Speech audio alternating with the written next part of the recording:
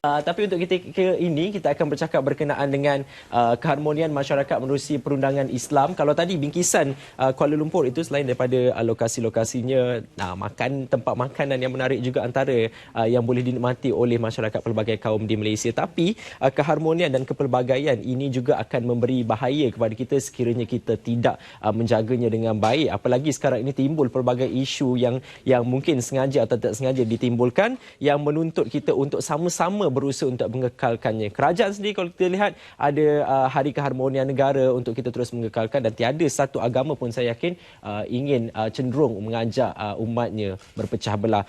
Keharmonian masyarakat menerusi perundangan Islam, itu topik kita pada hari ini. Di studio kita ada Profesor Dr. Engku Ahmad Zaki Engku Alwi, iaitu pensyarah daripada Universiti Sultan Zainal Abidin, juga pengarah program Seminar Keharmonian Masyarakat Menerusi Perundangan Islam, ISLAC.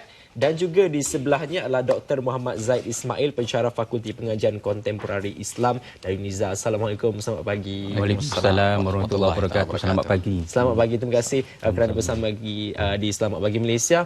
Prof, macam saya cakap tadi, cabaran untuk kita mengekalkan keharmonian dalam kepelbagaian ini sebab mungkin akan mengundang bahaya sendiri kepada kita di Malaysia. Ya. Bismillahirrahmanirrahim. Assalamualaikum warahmatullahi wabarakatuh. Pertamanya saya mengucapkan terima kasih kepada pihak RTM yang mengundang kami untuk membicarakan soal perundangan Islam dalam keharmonian masyarakat. Jadi dalam konteks ini, apabila kita membicarakan tentang keharmonian masyarakat, Islam sudah menggariskan berbagai kaedah dan juga berbagai cara bagaimana untuk kita mengekalkan keharmonian dalam masyarakat. Antaranya apabila Allah Subhanahu Wa Taala telah menurunkan kepada kita satu agama yang bernama Islam. Itu suatu agama yang penuh dengan perdamaian, kesejahteraan dan keharmonian. Dan daripada situ kita melihat bagaimana Rasulullah sallallahu alaihi wasallam sendiri sewaktu dalam hijrah Nabi, apabila baginda sampai di Madinah, baginda telah membina suatu masjid untuk membina suatu persaudaraan di kalangan masyarakat Muhajirin dan Ansar. Daripada situ kita melihat bahawa Islam amat memberi penekanan kepada keharmonian masyarakat. Di samping itu juga kita melihat Islam didatangkan kepada kita dengan suatu cara hidup yang cukup lengkap, yang merangkumi semua aspek dari sudut akidahnya, dari sudut ibadahnya dan juga akhlaknya. Di samping juga dalam masa yang sama, Islam menganjurkan supaya kita menjaga hubungan dengan sesama Muslim dan juga sesama bukan Muslim. Sebab itulah kita lihat dalam Quran, Allah Ta'ala berfirman, Bismillahirrahmanirrahim. Ya ayyuhan nas, inna khalaqnakum min zakarin wa unsa wa ja'alnakum syu'uban wa qabaila lita'arafu. Jadi ayat ini menjelaskan bahawa wahai manusia, kami telah menciptakan kamu daripada lelaki dan wanita dan menjadikan kamu berbangsa-bangsa dan berpuak-puak dengan tujuan untuk kamu berkenal-kenalan, bermesra-mesraan. Jadi itulah di sini kita lihat Islam sudah ada asas untuk membina perpaduan, untuk membina keharmonian masyarakat dalam kehidupan kita. Baik, macam yang Prof cakap tadi, kandungan kitab suci ini merangkumi pelbagai perkara, meliputi aspek perubatan, hukum hakam dan juga hubungan dalam keluarga, bukan saja untuk masyarakat Islam itu sendiri, masyarakat bukan Islam sendiri. Bagaimana keharmonian itu dapat diwujudkan? Tunjangnya adalah Al-Quran, tapi keharmonian masyarakat Islam dan juga bukan Islam itu sendiri, Doktor. Pandangan. Islam, kalau kita melihat kepada sirah Nabi sallallahu alaihi wasallam, ketika mana Nabi sallallahu alaihi wasallam datang berhijrah ke Madinah, satu piagam Madinah dibentuk, yang mana piagam tersebut telah menjaga hak-hak umat Islam dan juga hak orang bukan Islam. Kerana itulah kita melihat bahawa Islam ini menjaga hak Islam dan juga bukan Islam, yang mana kalau kita tengok contoh di Malaysia kita mempunyai rakyat yang pelbagai kaum, mereka bebas mengamalkan agama mereka di tempat yang telah ditetapkan, dan mereka hidup dalam keadaan aman dan harmoni. Dan Islam ini sebenarnya dia datang dalam keadaan memberi rahmah kepada semua masyarakat.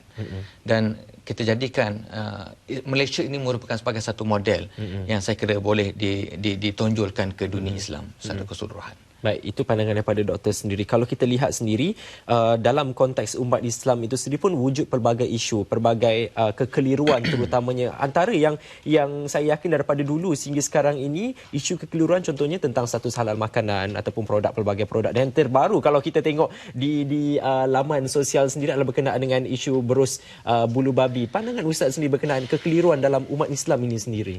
Ya, berkaitan dengan kekeliruan yang berlaku ini sebenarnya kita sebagai umat Islam, kita sudah ada satu pihak berkuasa agama, pihak JAKIM.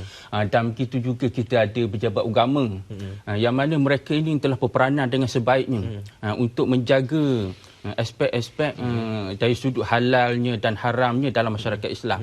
Jadi kita sebagai umat Islam sepatutnya kita berpegang kepada apa yang telah dikeluarkan oleh pihak JAKIM dan juga pejabat agama sebagai satu sumber otoriti yang boleh dipercayai. Jadi jangan kita berpandukan kepada laman Facebook ataupun laman WhatsApp yang mana kadang-kadang datang daripada sumber yang tidak berautoriti. Itulah yang menyebabkan kekeliruan. Jadi sebab itulah kita mestilah berpegang kepada apa yang telah dikeluarkan oleh pihak JAKIM dan juga pihak pejabat agama. Daripada situlah barulah kita rasa yakin insya-Allah. Pihak berautoriti yang boleh mengeluarkan sesuatu ini halal atau tidak halal, itu panduan yang perlu diikuti oleh masyarakat Malaysia. Dan saya yakin mungkin sesetengah masyarakat masih ada lagi sikap ataupun persepsi setiap kali timbul isu akan menyalahkan pihak berkuasa untuk tidak menetapkan satu salah itu dipertikaikan. Sebabnya mungkin ramai tidak faham cabaran untuk menanganinya itu berbeza berbanding dahulu. Apa sebenarnya kekangan atau cabaran yang dihadapi oleh pihak berkuasa dalam menangani isu kekeliruan ini? Dalam bab ini sebenarnya pihak berkuasa sudah menjalankan yang terbaik. Mungkin barangkali masyarakat kita tidak mengetahui apa yang telah dilakukan oleh pihak JAKIM ataupun pihak pejabat agama. Jadi dalam hal ini kita sebagai umat Islam patut bertanyakan kepada pihak JAKIM, patut bertanyakan kepada pihak pejabat agama bagi mendapatkan kepastian tentang sesuatu perkara yang mereka ragui ataupun mereka keliru. Jadi dalam hal ini kalau kita lihat sudah banyak restoran yang telah meletakkan tanda, contohnya tempat ini sudah ada iaitu pork ataupun barang-barang yang haram. Jadi itu antara kerjasama yang telah diberikan oleh pihak tertentu kepada pihak berkuasa agama. Jadi dalam hal ini umat Islam kita patut maknanya berhati-hati dan juga selalu berhubung dengan pihak berkuasa agama lah bagi kita mendapat kepastian dan supaya tidak timbul lagi kekeliruan dalam hal ini. Sebab kita pun dah tahu macam contohnya berus babi. Memang sudah jelas haram. Jadi bila sudah jelas haram, jadi sepatutnya kita umat Islam tak perlu mengambil atau membelinya. Sudah nyata dah. Cuma perlu di sini pemantauan daripada pihak berkuasa agama supaya tidak berlaku kekeliruan. Kalau bagi doktor sendiri, mungkin apa lagi isu-isu kekeliruan yang sering diperhatikan oleh doktor di dalam kalangan masyarakat Islam ini sendiri dalam negara kita? Saya melihat kekeliruan yang berlaku di kalangan umat Islam pada hari ini kepada kefahaman umat Islam itu sendiri.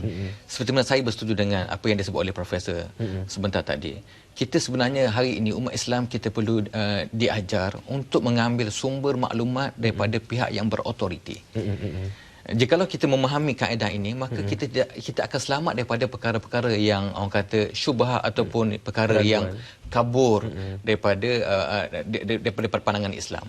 Sebab itu sumber-sumber yang berautoriti inilah yang akan menjaga keharmonian masyarakat. Jadi umat Islam apabila mengambil sumber yang berautoriti maka selamat. Sebab itu pihak berkuasa di dalam mana-mana tempat di dalam sebuah negara mempunyai peranan yang cukup besar mengekang perkara-perkara yang boleh memecah belahkan masyarakat. Semuanya berbalik kepada perundangan Islam yang cuba untuk kita tekankan dalam fokus perbincangan hari ini. Perundangan Islam itu, doktor, kalau kita lihat zaman sentiasa berubah dan juga isu-isu yang melibatkan keadaan sekeliling umat Islam ini juga berubah. Perlu atau tidak satu kajian teliti diadakan secara berterusan? Mungkin ada yang berpandangan bahawa perundangan Islam ini sudah pasti kesahihannya, keberkesanannya, tapi untuk kita sesuaikan dengan keadaan semasa ini perlu atau tidak? Okey, jadi sebagai permulaan kita kena faham iaitu perundangan Islam ini adalah suatu hukum hakam yang telah diturunkan oleh Allah Subhanahu Wa Taala kepada umat manusia dalam aspek akidah, dalam aspek ibadah, dalam aspek akhlak. Bahkan juga perundangan Islam ni dia mempunyai matlamatnya, iaitu yang pertama untuk menjaga agama, yang keduanya untuk menjaga akal, yang ketiganya untuk menjaga keturunan, yang keempatnya untuk menjaga kehormatan diri, yang kelima untuk menjaga harta benda, dan yang keenamnya untuk menjaga nyawa. Itulah antara ruang lingkup ataupun matlamat utama yang dijaga oleh perundangan Islam. Jadi sebab itulah sejak daripada dahulu dan sekarang, yang mana perundangan Islam ni sudah pun dapat dipahami dengan baik dan selalu berlaku isu-isu yang terkini, isu-isu yang baru yang memerlukan kajian yang terkini yang akan dilakukan oleh ulama-ulama kontemporari. Jadi kajian ini perlu dilakukan secara berterusan sebab Islam itu sendiri ia bersifat walaupun dia kekal dan dia tetap relevan pada sepanjang masa, pada sepanjang tempat dan di mana-mana juga. Jadi inilah antara kehebatan dan keistimewaan Islam yang bersifat syumul ini. Jadi sebab itulah kita melihat kajian-kajian ini perlu dilakukan secara berterusan. Dan saya yakin antara institut ataupun badan-badan yang menjalankan kajian adalah Fakulti Pengajian Islam Kontemporari UNIZA sendiri. Dan kita nak berkongsi juga berkenaan dengan seminar antarabangsa perundangan Islam dalam masyarakat kontemporari 2017 ataupun ISLAC yang akan dilanjutkan pada 4 hingga 5 Mac bulan hadapan. Boleh kongsikan, Doktor? Okey, berkaitan mengenai seminar yang bakal kami laksanakan pada 4 dan 5 Mac yang akan datang. Hampir saya ingat lebih kurang 12 hari lagi untuk kita bertemu dengan seminar tersebut.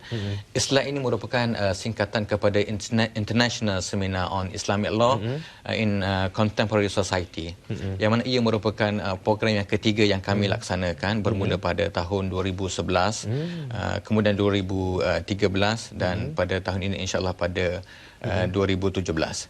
Dan seminar ini merupakan menjadi satu keunikan pada tahun ini. Kami akan menjemput pengucap utama adalah Syekh Imam Abdul Rahman As-Sudais, merupakan imam besar Masjid Makkah.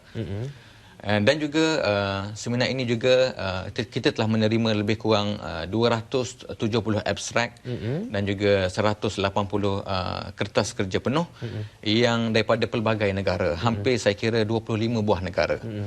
Dan di antara pembentang utama yang bakal membentang kertas kerja adalah Syekh Abdul Rahman Al-Harfi, merupakan pegawai atasi agama pejabat kedutaan Saudi di Malaysia, Profesor Dr. Atta Sambati daripada ahli Majlis Fatwa Universiti Al-Azhar, kemudian Profesor Dr. Syahrizal Abbas, Ketua Jabatan Syariah Universiti Islam Ar-Raniri Aceh, dan juga pembentang daripada dalam negara iaitu Datuk Dr. Muhammad Bakar, pakar kewangan Islam, dan juga Profesor Madia Dr. Engku Muhammad Tajuddin Engku Ali, mantan dekan Fakulti Pengajian Kontemporer Islam. Yang terakhir adalah ACP Datuk Awaludin Jadid, penolong Ketua Pengarah Cawangan Khas Bukit Aman. So kombinasi daripada pembentang utama ini akan kita nak melihat perundangan Islam ini daripada semua aspek, sama dari segi perundangan itu sendiri, dari segi dakwah, dari segi kemasyarakatan dan juga dari segi keamanan negara. Kalau tadi dikongsikan oleh doktor sendiri, ini adalah penganjuran kali ketiga ISLAC ini di UNIZA. Bagaimana berdasarkan penganjuran-penganjuran sebelum ini keberkesanannya dalam kita lebih memperkukuh perundangan Islam berkaitan isu-isu kontemporari ini sekali, Doktor ataupun Prof? Jadi berdasarkan kepada pengalaman penganjuran seminar 2 kali yang lalu, di mana daripada situ kita dapat melihat perkongsian pintar daripada pensyarah-pensyarah daripada dalam dan luar negara, dan juga kita pun dapat melihat suatu pengalaman yang cukup menarik daripada luar negara yang memberitahu bagaimana negara masing-masing dia mempraktikkan keharmonian dan juga mempraktikkan perundangan Islam dalam negara masing-masing.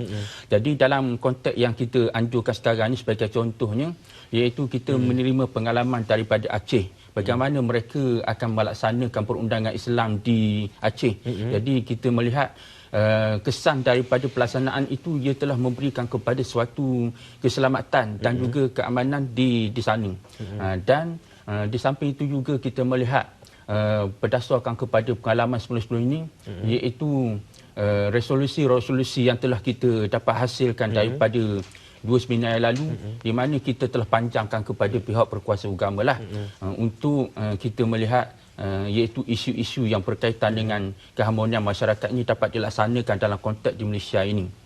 Baik, masih lagi boleh menyertai orang ramai ataupun hanya khusus untuk pembentang-pembentang dan juga warga UNIZA sendiri? Okey, untuk sekarang oleh kerana masa kita sudah hampir tiba, kami hanya buka kepada penyertaan saja. Adapun untuk pembentangan kita dah tutup. Baik, itu berkenaan dengan seminar antarabangsa perundangan Islam dalam masyarakat kontemporari 2017. Kalau anda nak menyertai masih lagi boleh, seperti yang dikatakan oleh doktor tadi. Terima kasih banyak kita ucapkan kepada Profesor Dr. Engku Ahmad Zaki dan juga Dr. Muhammad Zaid atas perkongsian. Apa pun segala aktiviti harian yang kita lakukan, tidak kira transaksi di bank, hubungan keluarga, semuanya perlu berlandaskan ataupun mengikut lunas-lunas Islam agar keharmonian masyarakat Islam dan juga bukan Islam terus dijaga. Terima kasih banyak.